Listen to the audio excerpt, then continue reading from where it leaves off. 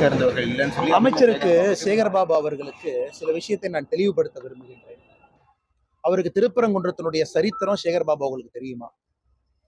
1926 சுதந்திரத்திற்கு முன்பு இதே பிரச்சனை இங்கே வரும் பொழுது அங்க இருக்கக்கூடிய சப்பார்டினேட் ஜட்ஜ் ஒரு தீர்ப்பு கொடுக்குறாங்க.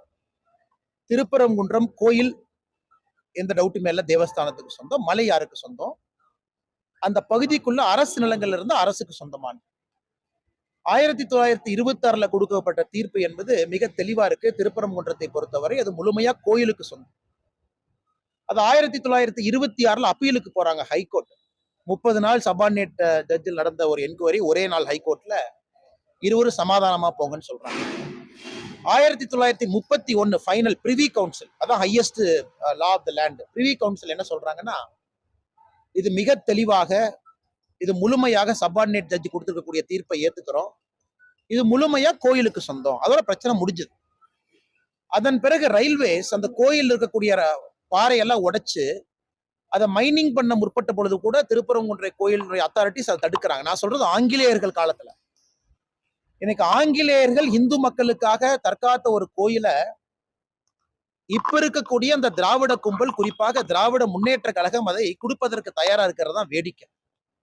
அதனால சேகர்பாபு அவர்கள் முதல்ல இதெல்லாம் பேசுறதுக்கு முன்னாடி 1931 பிரிவி கவுன்சிலினுடைய தீர்ப்பு எடுத்து ஒரு படிக்கட்டும்.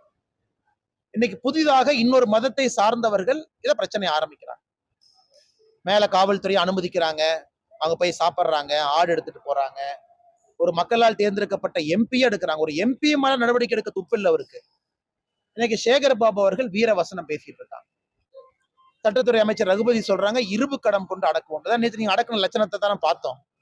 தமிழ்நாடு ஃபுல்லா உங்க காவல்துறை எங்க போய் யாரை பிடிக்கணும்னா, சாதாரணமா பெண்கள்கிட்ட குழந்தைகள்கிட்ட யாரு தவறு பண்றாங்களோ அவங்கள போய் பிடிக்கணும். அந்த காவல்துறைய பாரதிய ஜனதா கட்சி கிட்டத்தட்ட 350 பேர்த்துக்கு மேல வீட்டுல நைட்டு 2 மணில இருந்து காவல்துறை அங்க போட்டு அவங்கள கைது பண்ணி வச்சிருக்கிறீங்க.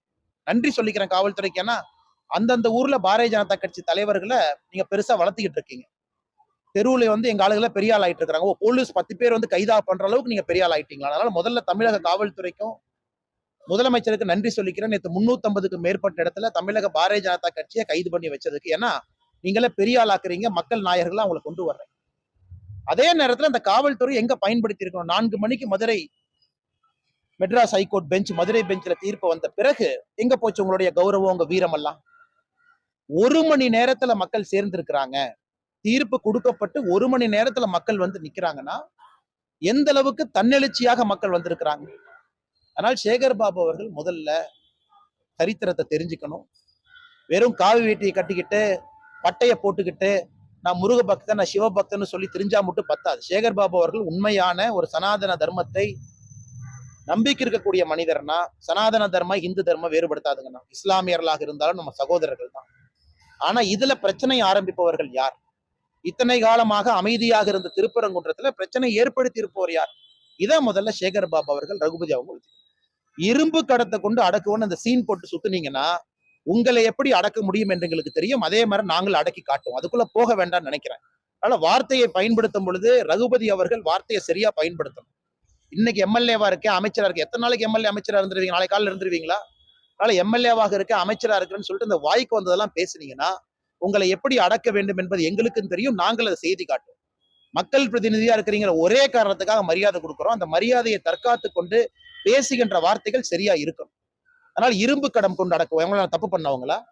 இவங்களாம் கஞ்சா வித்தவங்களா? இவங்கெல்லாம் பெண்கள் மீது கை வச்சவங்களா?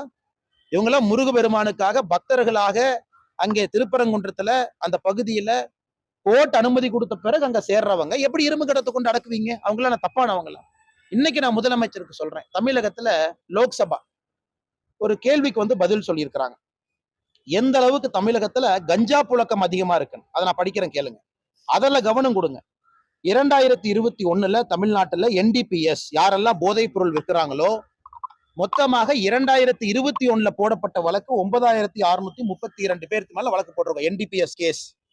இதே 2022 எவ்வளவு போட்டீங்க? திமுக 588. 2023 எவ்வளவு போட்டீங்க? 421. 2024 எவ்வளவு போட்டீங்க? 113. வெக்கமா இல்லையா? ஒரே ஒரு வருஷத்துல 2021 கஞ்சா வழக்கு NDPS 9632 வழக்கு போட்டிருக்கோம். 2022, 23, 24 3 ஆண்டுகளும் சேர்ந்து மொத்தமா போட்டப்பட்ட வழக்கு 1122. எப்படி கஞ்சா இங்க கட்டுப்படி இதுவாகும்? எப்படி நீங்க ஸ்டாப் பண்ணுவீங்க? இன்னைக்கு கஞ்சாவினுடைய தலைநகரமாக தமிழகம் இருக்குன்னா இதுலயே தெரியுது, லட்சணம் தெரியுது. NDPS நீங்க கேஸ் போட்ட லட்சணம் தெரியுது. இங்கே காவல்துறையை பயன்படுத்தணுமா? அதை விட்டுட்டு 350 பிஜேபியினுடைய வீட்டுல போய் காலையில இருந்து நான் கைது பண்ணி சிறையில வைப்பேன். வெக்கமா இல்லையா உங்களுக்கு எல்லாம்? இதுல வீரவசனம் அமைச்சர் சேகர் பாபு அவர்கள், ரகுபதியை போன்றவர்கள் வெக்கமே இல்லாம வீரவசனம் பேசிக் கொண்டு தெரிகின்றார். அதனால இரும்பு கடம் கொன்று அடக்குவன்னு முருக பக்தர்கள் மீது கை வச்சீங்கன்னா நீங்க இருக்க மாட்டீங்க. இன்னைக்கு நான் தெளிவா சொல்ற கேட்டு, எங்களுக்கும் தெரியும் எப்படி உங்களை அடக்க வேண்டும், எங்களுக்கு தெரியும், பொறுத்துக்கிட்டு இருக்கும். தார்மீக ரீதியா கோர்ட் என்ன அனுமதி கொடுத்திருக்காங்களோ அதுபடி இது நடந்துகிட்டு இருக்கு. இத்தனைக்கும் நான் அந்த இடத்துக்கு போக கூட இல்லை. அதனால இரும்பு கடம்னு இன்னொரு முறை இந்த வார்த்தையெல்லாம் பயன்படுத்தி மிரட்ட பாத்தீங்கன்னா ரகுபதி அவர்கள் இருக்கிற இடம் அவருக்கே தெரியாது. ஆனால் நான் அமைதியான முறையில அறவழி முறையில சொல்றேன், அமைச்சர் என்பதை தெரிஞ்சு சொல்றேன். இந்த மிரட்டுறது உருட்டுறதெல்லாம் கரைவேட்டி கட்டிக்கிற திமுக காரங்கிட்ட இன்ப நிதிக்கு போஸ்ட் அடிச்சு ஓட்டுறவங்க சொல்லிக்கங்க. எல்லாம் முருக பக்தர்களை பார்த்து அமைதியான முறையில் அறவழி அத்தனை பேர் சேர்ந்தாங்க. என்ன பண்ணாங்க? பஸ் உடைச்சாங்களா? தீ வச்சு கொளுத்தாங்களா? பொது சொத்துக்கு சேதம் விளைவிச்சாங்களா? அமைதியான முறையில அமைதியான முறையில பேசிட்டு போயிருக்கிறாங்க. அதனால தமிழகத்துல இன்னைக்கு பிரச்சனை உருவாக்குவது யார்? பிரச்சனை உருவாக்குவது திமுக. இத்தனை காலமா சும்மா இருக்கிறத திருப்பரங்குன்றத்தை ஊதி பெரிதாக்கியது யார்? நவாஸ்கனி போறதுக்கு அங்க என்ன ரைட்ஸ் இருக்கு? அங்க போய் மாமிசம் சாப்பிடறதுக்கு என்ன ரைட்ஸ் இருக்கு? அதையெல்லாம் பார்த்து மேல நீங்க கைது பண்ணீங்களா, நடவடிக்கை எடுத்தீங்களா? காரணம் அப்பீஸ்மெண்ட், மைனாரிட்டி கம்யூனிட்டி அப்பீஸ்மெண்ட் ஓட்டு எனக்கு வேணும், அப்பதான் அவங்க ஓட்டு போடுவாங்க. அதற்கு அக்கறை சொல்லக்கூடிய திராவிட முன்னேற்ற கழகம் அமைதியான முறையில இந்து பக்தர்கள் வந்தா, முருக பக்தர்கள் வந்தா ஏன் கை வைக்கிறீங்க? இதைத்தான் நான் திரும்ப கேட்கிறேன். அதனாலதான் விலாவரியா சொல்ல வேண்டிய ஒரு கடமை பிரிவி கவுன்சில் தீர்ப்புல இருந்து. அதனால காவல்துறை NDPS கேஸ் அங்க அனுப்புங்க. வெறும் 1122 கேஸ் போட்டு வச்சிருக்காங்க 3 வருஷத்துல. ஒரே வருஷம் 9632 அங்க போடுங்க, சந்தோஷப்படுறோம். அந்த வீரவசனத்தை பிஜேபி தலைவர்கள் மீது, தொண்டர்கள் மீது காட்டாது.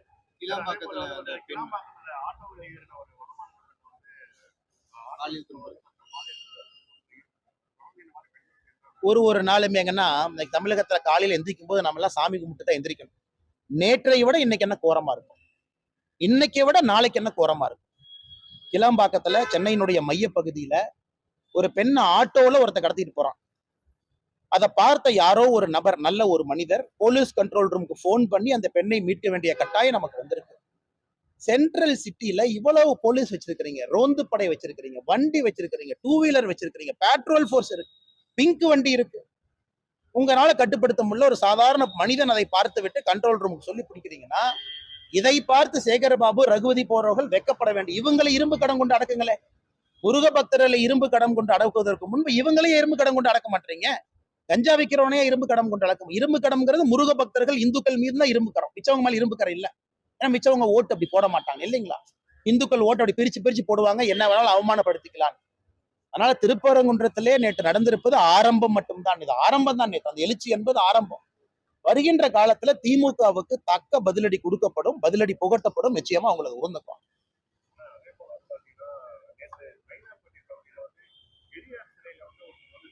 அது தவறுனே.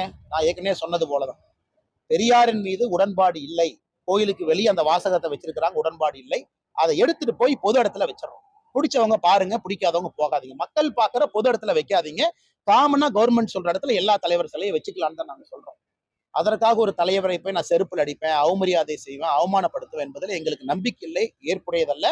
அது மிக மிக தவறும் கூட. அது போல் செய்யக்கூடாத. காரணம், எல்லா தலைவர்களையும் எல்லோரும் ஏற்றுக்கொள்வார்கள் என்பது ஜனநாயகத்துல மரபு கிடையாது. சில பேர் எதிர்ப்பாங்க, சில பேர் ஏத்துக்குவாங்க.